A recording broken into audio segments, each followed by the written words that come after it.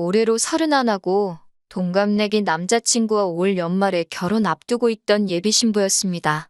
연애 3년 하면서 성품 좋고 생활 방식도 반듯한 사람이라 연애 시간이 길어져 가면서 결혼을 하면 이 사람이랑 하지 않을까 하는 생각을 갖게 되었습니다. 자연스럽게 남자친구 입에서 결혼 이야기가 먼저 나왔고요. 2달 전에 양가 상견례까지 끝냈습니다. 생각해보면 상견례 자리에서부터 조금씩 삐걱이기 시작했던 것 같습니다. 저희 부모님과 제 여동생이 같이 참석을 했고 남자친구 쪽에서는 남자친구의 누나와 남자친구의 부모님이 나오셨어요. 제가 다른 상견례 자리를 참석해 본 적은 없었기 때문에 뭐라 말씀은 드리지 못하겠지만 그냥 서로 덕담 오가고 옛날 이야기 하시고 별반 다를 것 없는 상견례 자리였었던 것 같네요. 그런데 이제 덕담 오갈 때 자기 자식들 자랑보다는 그냥 자식 잘 키우셨다 하듯이 주거니 받거니 하시잖아요? 저희 부모님께서도 그럴 의도로 꺼내신 말씀이셨던 것 같은데 남자친구 부모님은 그걸 그 말 고지고대로 받아들이시더라고요. 그리고 돌아오는 말이 전혀 없던 거예요. 보통은 자식 잘 키우셨다, 뭐 그런 이야기하면 겸손하게 그쪽이야말로 자식 잘 키워냈다 하는 게 보통 아니겠어요? 그런데 그걸 그냥 내가 자식 참 잘 키웠지요 하고 넘기고 나서 고개만 끄덕이고 가타부타 되돌아오는 말이 없으니까 분위기가 약간. 남자친구 어머님은 자식을 잘 키워냈고 저희 부모님은 그걸 부러워하는 사람들처럼 돼버린 거예요. 순간 저희 엄마도 남자친구 어머니 쪽에서 아무 말이 없으니 살짝 당황을 하셨고 그래도 이대로 넘기면 제 꼴만 이상해진다고 생각하신 건지 우리 딸도 어려서 속 한 번 안 썩이고 자기 앞가림 잘하더니 이렇게 훌륭하게 자랐다. 셀프로 자화자찬을 하시면서 대화의 마무리를 지으셔야 했습니다.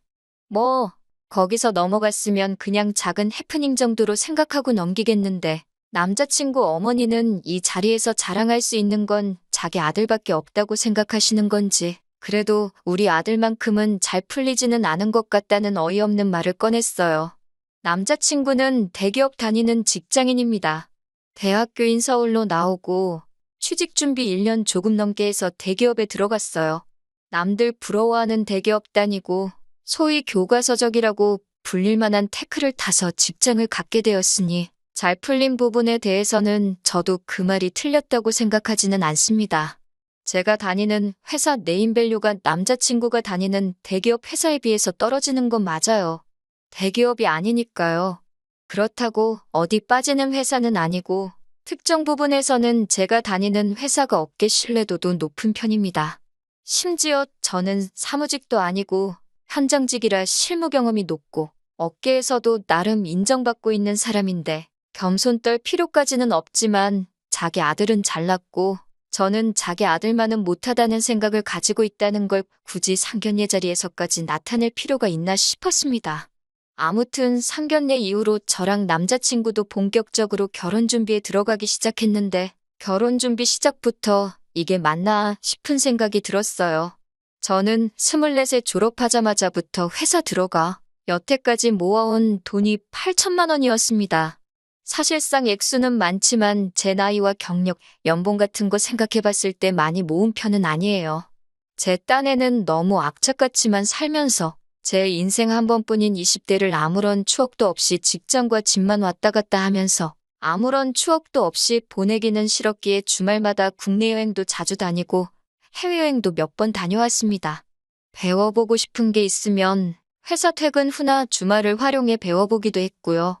제 나름대로 추억도 많이 쌓았고 좋은 경험이 되기도 했어요. 그래도 아낄 수 있는 부분은 아낀다고 자취 같은 건 안 하고 부모님 집에서 같이 살면서 집세랑 식비 정도는 아껴왔습니다. 저희 집이 엄청 부유한 건 아니지만 부모님께서 저랑 제 동생 결혼할 때 5천씩은 무조건 지원해 주신다고 하셨고 상견례 마치고 나서 저도 이미 5천만 원 들어있는 통장을 받아놓은 상태예요. 결론적으로 저는 결혼 자금으로 1억 3천 정도를 가지고 있는 거나 마찬가지였죠. 그런데 남자친구의 경우에는 군대 다녀오면서 복학 타이밍을 못 잡았던 것도 있고 그것 때문에 졸업이 조금 늦어진 데다가 취직 준비도 애매하게 길었기 때문에 회사 들어간 지 연차수가 2년 정도밖에 되지 않습니다. 그런 부분은 저도 충분히 감안하고 있던 상황이었고, 그래도 최소한 저랑 결혼 생각을 하고부터는 돈을 아끼고 모았을 거라고 생각했는데, 막상 남자친구 재정 상황을 보니 모아놓은 돈이 2천만 원이 조금 안 되더라고요. 취직 기간이 짧았던 부분은 감안하지만 적어도 저랑 결혼 생각을 했었으면 그때부터는 돈을 잘 모았어야 하는 게 아닌가 싶었습니다. 제 계산으로는 결혼 이야기 오가고부터 모으기 시작했으면 적어도 최소 4천만 원은 모았어야 정상인 상황인데 그거에 반밖에 되지가 않으니 조금 실망스러웠습니다. 제가 실망스러운 눈치를 보이니 남자친구가 하는 말이 제 연봉이 얼마로 알고 있는데 너도 모은 걸로 치면 1년에 1천만 원 조금 넘게씩 모은 거 아니냐고 따져 묻더라고요. 암만 좋게 들어줄래야 좋게 들어줄 수가 없었어요. 애초에 제가 첫 취직을 했을 때는 남자친구는 존재조차 모르는 시절이었고 24살에 취직하고부터 남자친구랑 결혼하려고 돈을 모아온 게 아니잖아요? 그리고 저도 연애하면서 남자친구가 취직 준비하는 기간 동안에는 데이트 비용도 많이 내고 했는데 그런 거 하나 계산 안 하고 여태 제가 모은 돈을 제가 직장 생활한 연차수로 나눠서 오히려 자기가 저보다 돈을 훨씬 더 잘 모으고 있는 거라고 말을 하는데 뭐가 저리 뻔뻔한지 싶더라고요. 애초에 결혼할 때 빚지면서 하지 말자고도 했고 부모님 지원도 최대한 안 받는 쪽으로 가자고 이야기를 했지만 저희 부모님께서 저에게 주신 돈도 있고 해서 남자친구한테 내가 집에 지원받은 만큼 지원을 받아올 수 있는지 한번 알아보라고 했어요.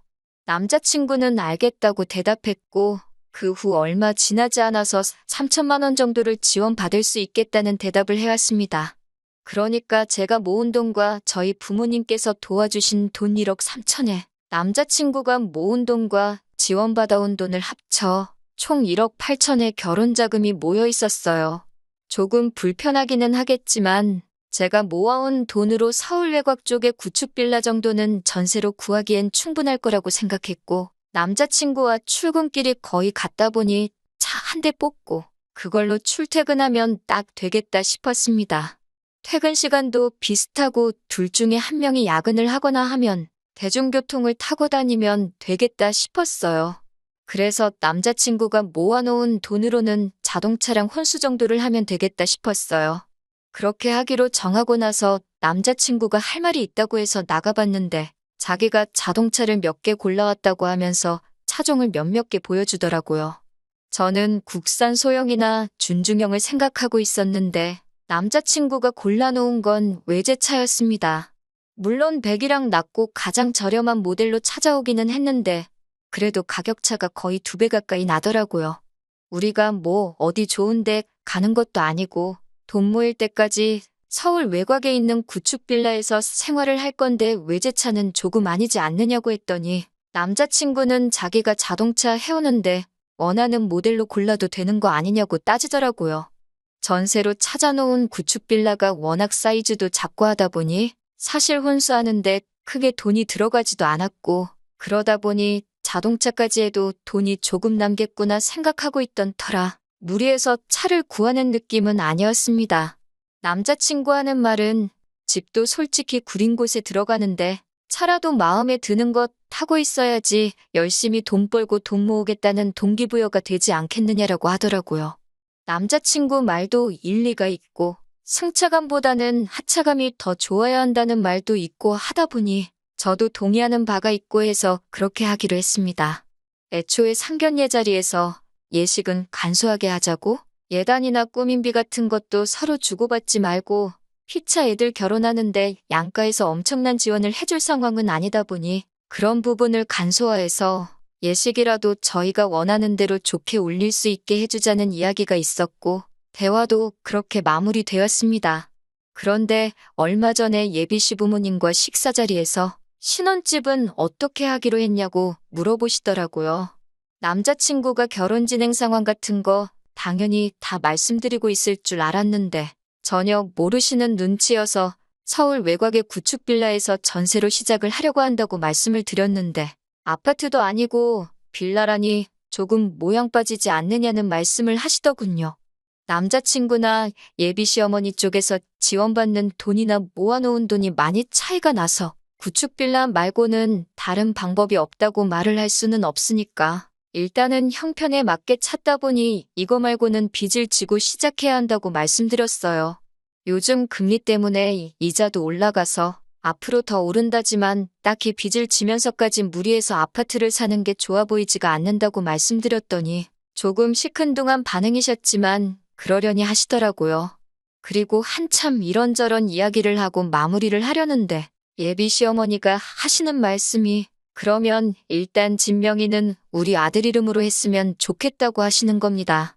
순간 제가 잘못 들은 건가 싶어서 네 라고 대답했어요. 공동명의 물어보시는 것도 아니고 대뜸 남자친구 이름으로 명의를 해야 한다니까요. 그러니 어머님 말씀은 요즘 세상에 여자가 집하고 남자가 혼수했다 그러면 남들이 그걸 가지고 뭐라고 한다는 겁니다. 괜히 우리 아들남들 입방아에 오르내리게 해서 기죽게 만들고 싶지 않다고 혼수를 제가 해온 걸로 하고 집을 남자친구가 해온 걸로 하면 좋겠다는 거예요. 대기업 다니고 있는데 남들 눈도 신경 써야 하지 않냐는 겁니다. 그래서 저도 남자친구 기죽여서 좋을 게 뭐가 있느냐고 그러면 주변 사람들한테 집은 남자친구가 해온 걸로 하겠다고 했어요. 다만 명의는 제 이름으로 하겠다고 했습니다. 대출이 있어서 같이 갚아나가는 것도 아니고 제가 모은 돈으로 집 해오는 거나 마찬가지인데 공동명의까지 해야 할 이유가 있나 싶었어요. 더군다나 자기 아들 명의로 하라고 대놓고 말하는데 거기다 대고 제가 굳이 공동명의는 어떤가요 하고 제안할 필요도 없다고 생각했습니다. 오히려 남자친구 명의로 하자는 말에 저는 더 고집부려서 제 명의로 해야겠다고 했어요. 그러니 어머님께서 아무리 사람들한테 집을 우리 아들이 해온 걸로 말하고 다녀도 집 명의가 여자 명의로 되어 있으면 우리 아들이 잡혀 산다는 느낌을 받지 않겠니? 하시면서 한치도 양보를 안 하시더라고요.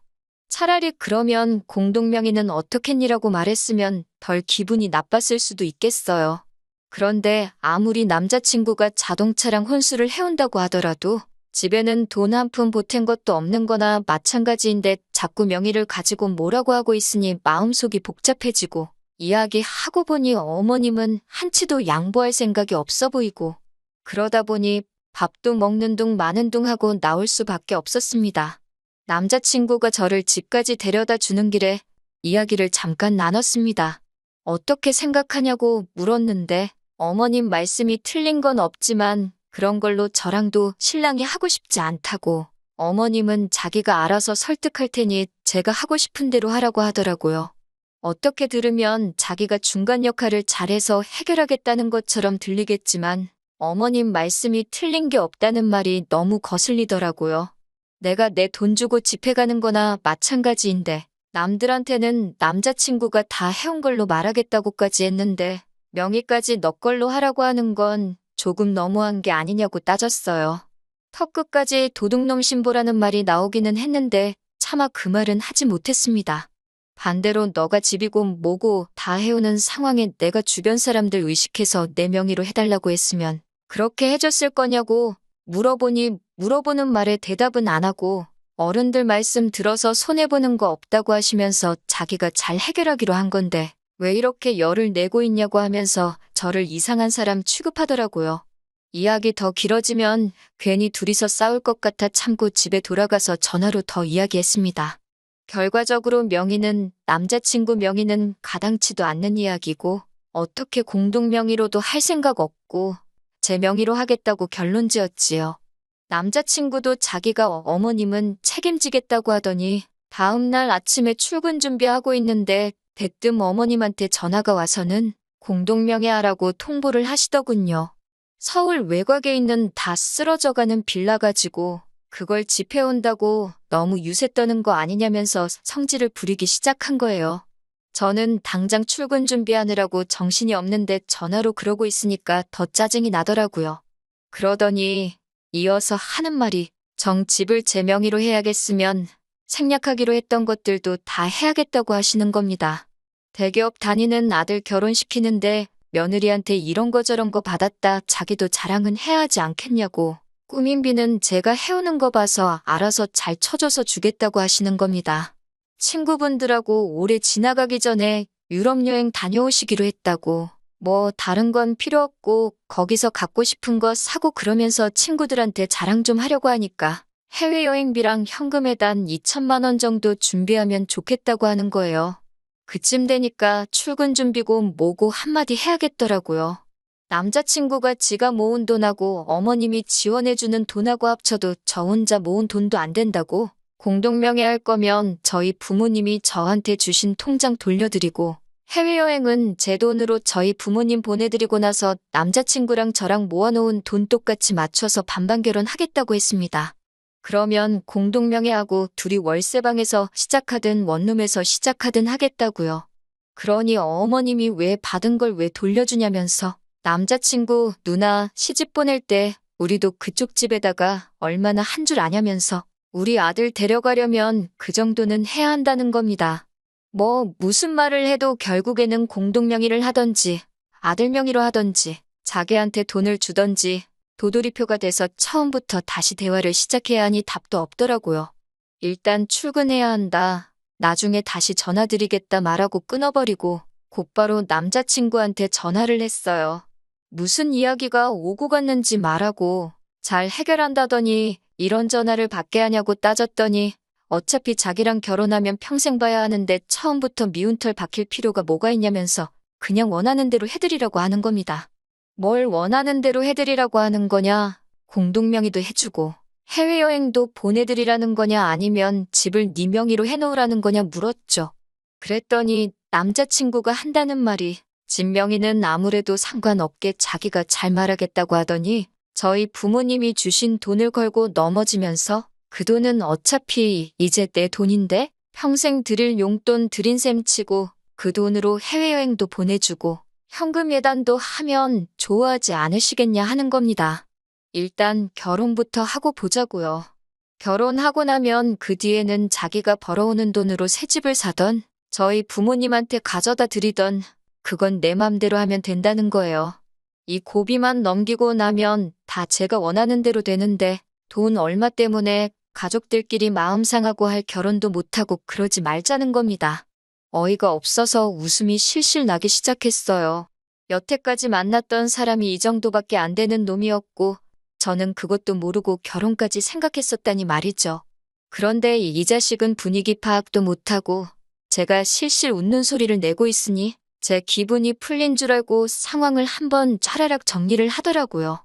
명의는 내가 부모님 설득해서 양보하실 수 있게 할 테니 일단은 어머니 해외여행도 보내드리고 용돈도 한 1,000만 원 정도라도 드리자 하는 겁니다. 더 연락 주고받아봤자 저만 피곤할 것 같고 뭐 할 기분도 아니어서 회사에도 연락해서 급하게 병가내고 그날 출근은 안 했습니다. 가만 누워서 머리를 비우니까 정신이 다 맑아지더라고요. 제가 무슨 부귀영화를 누리려고 이러고 있나 하는 생각도 들고 그래서 그 길로 어머니한테 바로 그냥 결혼 안 하려고 한다고 말씀드렸더니 어머니도 흔쾌히 그러라고 하시더라고요. 상견례 때부터 사실 너무 재수가 없었다고 그때 저만 아니었으면 어머니도 결혼하지 말라고 하려고 하셨다는 거예요. 그리고 곧바로 남자친구한테 결혼 안 하겠다는 내용이 담긴 장문의 문자를 보냈고 남자친구 어머니한테도 간단하게 그냥 결혼 안 하겠습니다 하고 문자 짧게 보내고 전화기 꺼버렸어요. 낮부터 잤는데 그동안 얼마나 스트레스를 받았는지 다음날 아침까지 한 번도 안 깨고 오랜만에 푹 잤더라고요. 너무 개운하게 잘 자서 결혼을 뒤집어 엎어버렸다는 느낌도 실감이 나지 않았습니다. 출근 준비하면서 전화기를 켰더니 남자친구부터 남자친구 부모님 전화해 모르는 번호까지 해서 전화부터 문자까지 아주 난리가 났더라고요. 그날은 출근을 해야 하니 더 이상 전화기를 꺼놓을 수는 없어서 전화번호들 전부 싹 다 차단해버렸습니다. 전화기도 조용하고 신경 쓸 게 없으니 일도 잘 되는 것 같고 너무 좋았어요. 퇴근하고 사무실 밖으로 나오니까 남자친구가 기다리고 있더군요. 모르는 척하고 지나가니까 계속 제 앞으로 따라붙으면서 이야기 좀 하자고 하는 거예요. 더 할 이야기 없는 것 같은데? 하고 지나치니 남자친구가 어머님도 지금 당신이 잘못 생각하셨다 하고 있고 명의도 너 이름으로 하는 게 맞는 것 같다. 너무 남의 체면 생각하느라고 며느리 마음을 헤아리지 못했다 하신다고 하면서 그냥 원래 계획했던 대로 결혼하면 되니까 너무 마음에 담아두지 말라는 겁니다. 애초에 결혼 안 하겠다는 말로 한 번에 마음 돌릴 거였으면 애초부터 그런 억지는 왜 부렸냐고. 막상 아들 자식이 대기업 들어가서 벌어올 돈이 당신 돈이 아니라 내 돈 되는 게 그렇게 아까워서 그러시는 거냐 쏘아붙였습니다. 그깟 거 없어도 나 혼자 잘 먹고 잘 살 수 있고 아들 가지고 장사하고 싶으면 물건 필요한 사람이나 똑바로 찾아서 장사하시라고 전해달라고 했어요. 나는 너 필요 없으니까 가푸하게 쳐주는 곳 있으면 그쪽으로 가라고요. 남자친구는 그런 게 아니고 제가 너무 예민하게 받아들인 거라고. 결혼시키는 부모 입장이면 충분히 할 수 있는 말이라고 저보고 이해를 해달라고 하더라고요. 그래서 이해할 생각 없다고. 너가 그러지 않았냐? 어른 말씀 들어서 나쁠 거 없지 않느냐고. 우리 엄마가 너랑 결혼하는 거 별로인 것 같다고 하신다. 그러니 나도 어른 말씀 들어야겠다 하고 일 없으니까 두 번 다시 나타나지 말라고 했습니다. 그날 저녁에 자꾸 모르는 번호로 연락이 오길래 받았더니 남자친구 어머니였습니다. 남자친구가 했던 말을 똑같이 읊으면서 저한테 사과를 해오더라고요. 어련히 냅뒀으면 얼마나 잘했을 텐데 요즘 솔직히 다 쓰러져가는 빌라에서 시작해도 괜찮다는 사람이 몇이나 되겠어요? 알아서 절약하고 시작해서 자리 잡으면 해외여행이고 몇 천만 원치 명품도 다 해드릴 수 있을 능력이 되는 커플이었는데 황금알을 낳을 때까지 못 기다려서 배를 갈라버려 놓고 이제 와서 후회한들 소용이 있느냐고 했어요. 그래도 혹시나 제가 마음 떨릴까봐 끝까지 저한테 한마디 못하고 끙끙대고 계시길래 제가 아들 장가 보내면서 장사하는 것 같고 한몫 땡겨보려다 실패했는데 아들까지 못 보내게 될 것 같아서 억지로 그러시는 거 다 티난다고 하지 말라고 말했습니다. 그제서야 제 말버릇이 어떻고 저떻고 어른한테 싸가지가 어쩌고 저쩌고 하면서 전화기가 떠나가라 소리를 지르는데 역시나 두 얼굴에 가면을 쓰고 숨겨둔 본 모습을 드러내더라고요. 진심인 척 하던 사과에도 마음 안 돌리고 굳게 먹은 제 자신이 다 자랑스러워지더라고요. 잔정에 휩쓸려서 또 다시 잘못된 선택을 할 뻔했는데 마음 굳게 먹어서 시월드 지옥에 제 발로 들어갈 뻔했는데 유턴을 했습니다. 주변 사람들이 왜 파혼했느니 궁금해하는데 내가 집해오는데 명예 남자친구 이름으로 해놓으라 그래서 그랬다니 다른 사람들이 길게 물어보지도 않더라고요. 그걸 보니 제가 절대 잘못된 결정을 내린 것 같지 않아요. 알 사람들은 다 알지만 저는 떳떳하니 위축되지 않고 잘 지내볼 생각입니다. 어차피 금방 잊혀질 거예요. 사람들이 남 일에 크게 관심이 있거나 하진 않더라고요. 긴 이야기 들어주셔서 감사합니다. 오늘의 사연은 여기까지입니다. 구독과 좋아요, 알람 설정해주시면 앞으로 더 좋은 사연으로 찾아오겠습니다. 감사합니다.